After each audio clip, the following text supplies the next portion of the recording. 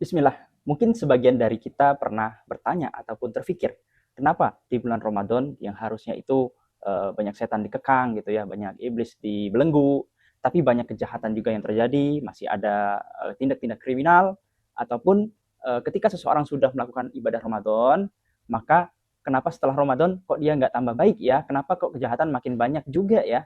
Apakah Ramadan ini gagal atau seperti apa? Ya, baiklah teman-teman, kita bahas. Jadi memang betul Ramadan ini adalah bagaimana mekanisme Allah mentarbiyah kita sebagai seorang mukmin untuk dididik ya agar kita itu meluaskan dan menguatkan kesabaran kita. Kenapa demikian? Karena sesuatu yang halal saja bisa kita cegah, bisa kita hindari, bisa kita tahan. Ya, seperti makan dan minum yang halal yang punya kita sendiri. Kita punya istri yang halal punya kita sendiri, ya. Itu pun tidak boleh kita makan, tidak boleh kita minum, tidak boleh kita berkumpul dengan pasangan kita yang sah gitu di saat bulan Ramadan. Artinya kita ketika kita mampu menahan ini, ya kita sudah berhasil gitu. Sampai berbuka barulah kita batalkan. Nah, jadi sebenarnya kita sudah belajar gitu. Nah, pertanyaannya adalah kenapa masih banyak orang yang melakukan tindak kejahatan? Kenapa orang yang sudah melakukan Ramadan 1 bulan full gitu, tapi di bulan-bulan berikutnya kok dia malah melakukan kejahatan? Apakah Ramadannya gagal? Nah, bisa jadi orang itu full mendapatkan Ramadan, dia berpuasa full gitu. Tapi ada satu hal teman-teman, kalau berkaitan dengan tindak kejahatan atau kriminal ya yang baru-baru ini atau beberapa bulan lalu itu banyak sekali kasus-kasus kriminal yang membuat kita itu sangat-sangat miris ya karena sudah di luar nalar. Itu karena tidak adanya penerapan syariat di dalam bermasyarakat dan berkehidupan. Nah, itulah sebabnya. Jadi Ramadan hanya menjaga kita secara individu agar kita ya sebagai barrier awal bagi seorang mukmin untuk tidak melakukan tindakan kejahatan.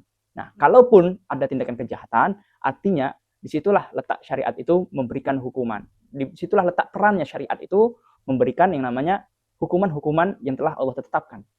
Nah, karena syariat ini tidak diterapkan di dalam kehidupan kita, di dalam kehidupan bernegara, gitu, dalam hukum kita tidak diterapkan.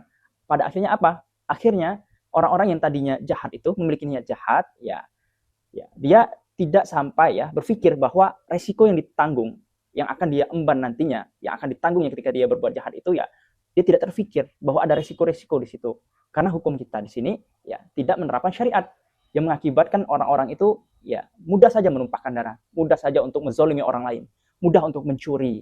Karena tidak ada hukuman yang memberikan efek jera ya, dan juga efek gentar kepada para pelaku dan juga para calon pelaku ini. Jadi inilah yang menjadikan kenapa negeri kita hari ini, walaupun Ramadan itu sudah dilakukan ya, masyarakatnya dengan meriah menyambut bulan Ramadan dan juga berpuasa, tapi kenapa kasus hukum makin banyak, makin sadis dan makin banyak kasus-kasus yang membuat kita miris?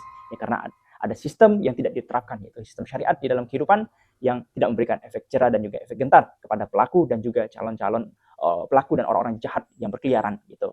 Jadi itulah sebabnya bukan salah daripada Ramadannya, bukan salah dari orangnya, karena orangnya itu mungkin saja dia khilaf, tapi setidaknya ketika dia tahu resikonya, dia akan menurunkan tensinya, dia akan menurunkan niat jahatnya. Tapi karena ya ketika orang kaya itu mampu membeli hukum, dan inilah yang terjadi. Bagaimana syariat tidak diterapkan, yang berkuasa adalah mereka-mereka yang rakus, serakah, dan jahat. Nah, itulah kondisi yang kita rasakan hari ini. Semoga teman-teman bisa paham. Assalamualaikum warahmatullahi wabarakatuh.